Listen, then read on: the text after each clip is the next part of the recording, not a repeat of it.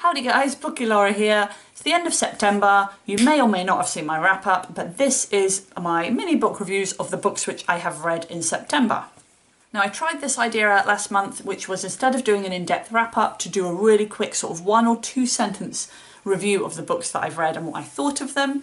I think I enjoyed it. I found it more enjoyable than doing an in-depth wrap up, so I'm happy with that.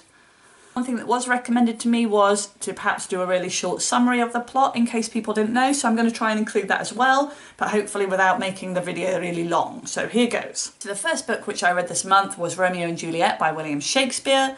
Basically, the world's most tragic love story that involves teenagers falling in love and then killing themselves. And that's not a spoiler because it tells you that right at the start. What did I think of it? The most beautifully told tragic tale that I've ever read. The language is beautiful, the concept of love is thought about in great detail and really interesting. That was not that short, but anyway, moving on. After that I burned a bit YA and read The Hate You Give by Angie Thomas. I don't feel like this book needs much introduction at the moment, but I will anyway. It's basically a story of a young girl called Star who lives in a kind of poor neighbourhood, and then one day she's out in a car with a friend of hers and he gets shot by a policeman, and then it's the tale of the sort of outcomes of that, the trial and how her life is affected by it. I gave this book 5 stars. I mean, I just love it. How would I summarise this book? Wow. It's an amazing tale where you get put in somebody else's shoes in a way that I've never really thought about before. And that really made me think as well. It really made me think about my life and the lives of others. My only wish is that I've been able to read a non-YA version of it. So if you know a similar book but non-YA, recommend away, my friends. Recommend away. After that, I read Sleeping Beauties by Jo Spain, which I was given as an ARC. I have done a separate review. I probably won't leave a link to it below, but check it out anyway.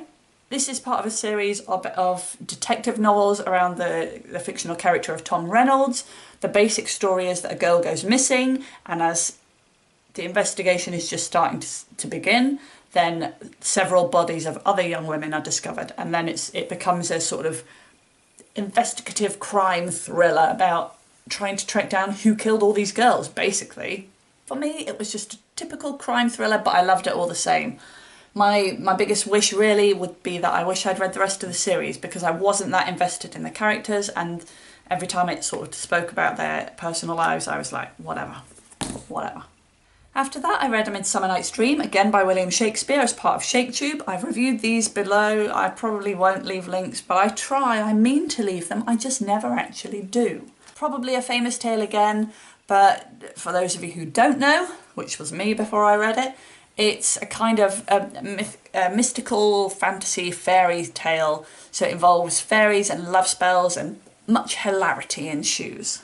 I enjoyed it. I found it was very poetic in a way that really impressed me. I think of Shakespeare as being old-fashioned, but I found it more poetic and beautiful, and I've never enjoyed poetry, so that was amazing. There were parts of it that I didn't understand, but it didn't detract from it. It's a really light-hearted tale that I actually really enjoyed. And then I ended the month by finishing, at long last, Dune by Frank Herbert. It's a really difficult book to kind of summarise the plot, but basically it's a futuristic world where they've got different houses and they're all battling for supremacy, I suppose, is how I would describe it in a nutshell. Follows mainly the main characters of Paul Atreides and Jessica, who is his mother, and their kind of battle in this great war. I say great war, I say battle, I say epic. That is how I would describe this book. So to summarise, I would say this is an epic sci-fi extravaganza. Like, if you like sci-fi, you're gonna love this. There is some seriously intense world building at the start, which I found really intense and almost off-putting. It made for quite a tricky opening, but I think the payoff is that you're rewarded with these amazingly deep characters who are not one-dimensional, they are really deep. You've got amazing adventure and something else. And a huge sci-fi universe, the level of which is actually mind-blowing. This is not your run-of-the-mill quick sci-fi novel, here's some knowledge. This is your Game of Thrones, here's an epic world. Enjoy. So that is the wonderful selection of books which I've read this month. Let me know how you're finding the mini book review thing, and if the summary of the plot helps. I think I'm not very good at summarising plots. I'm not sure it does, but I try. If you've read any of them, then let me know. If you have any recommendations, I always love to hear those. Thanks for watching, guys, and I'll see you next time. Bye bye.